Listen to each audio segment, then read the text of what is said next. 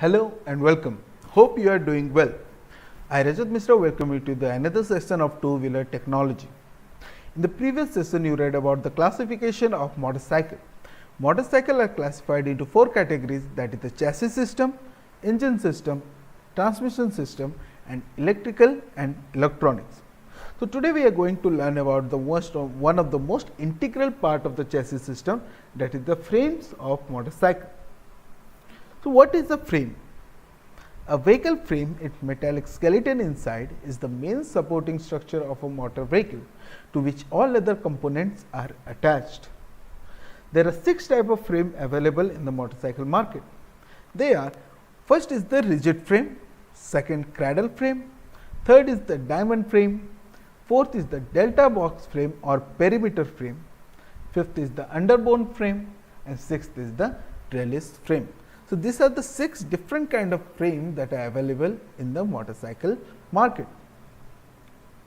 So, first we are going to read about the rigid frame. The main advantage of rigid frame structure is that they do not have structural walls or vertically oriented diagonal braces. Rigid frames provide architectural freedom in design.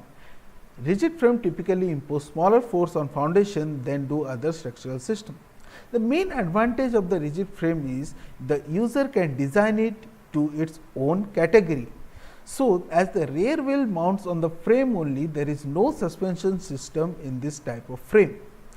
This type of frames were used before the invention of the suspension system at the rear for carrying the load of the bike, but this does not allow the comfort of the motorcycle.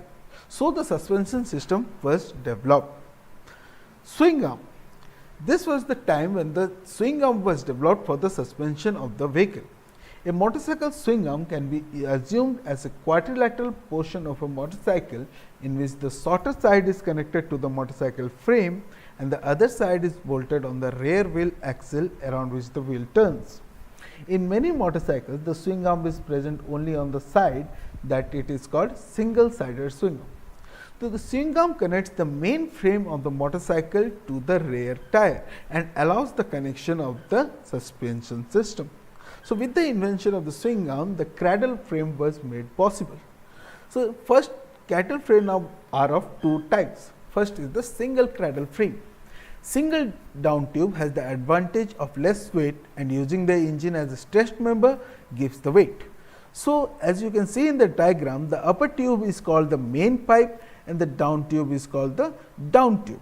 So, at this portion, if I be specific, at this portion it is the attachment where the swing arm is attached. So, the swing arm connects the wheel at the rear. The second type of cradle frame is the double cradle frame. A double cradle or double down tube chassis has a significant advantage over its single down tube counterparts in terms of strength and rigidity. So, these are both the type of cradle frames, single cradle frame and double cradle frame. In this both type of frame, the engine is kept above the frame. The third type of frame that is available in the market is the diamond frame. The point that you see A, B, C, D are connected through when mounted. Down tube, whose bottom end is not connected to the rest of the frame, uses the crankcase as one of its member. So, this A, B, C, D is connected by the engine. So, in this type of diamond frame, the engine is acting as the extension member of the frame. So, the exception of diamond frame and cradle frame is that in cradle frame the down tube is complete and in diamond frame the down tube is not complete. Here the down tube is completed by the engine which act as the extension member of the frame. This type of frame can carry more load and provide more vibrational assistance. The vibration in the engine can be greatly reduced. The next type of frame that is used is delta box frame. The delta box frame has the steering head and pivot point connected in an absolute straight line, which allows for perfect handling at high speed in a straight line and yet helps extensively to control the bike in corners. So, the delta box frame was designed in aerodynamic nature so that the bike can travel to faster speeds.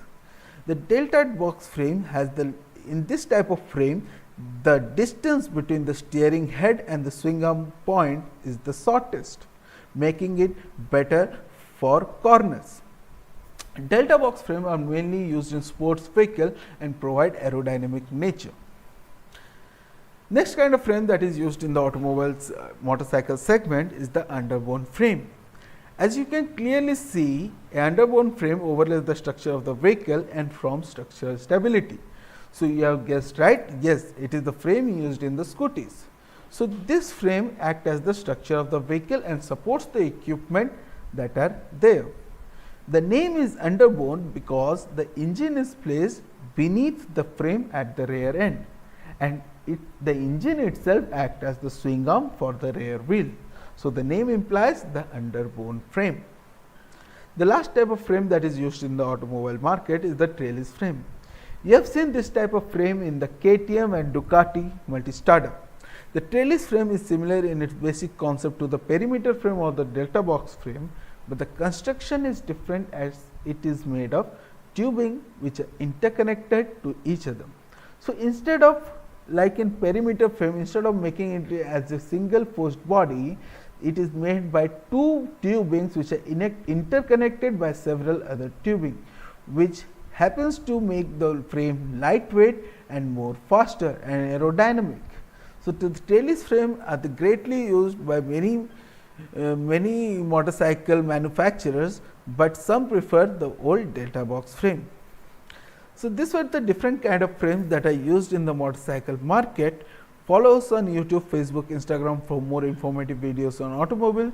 For more details, contact our career counselor. Thank you.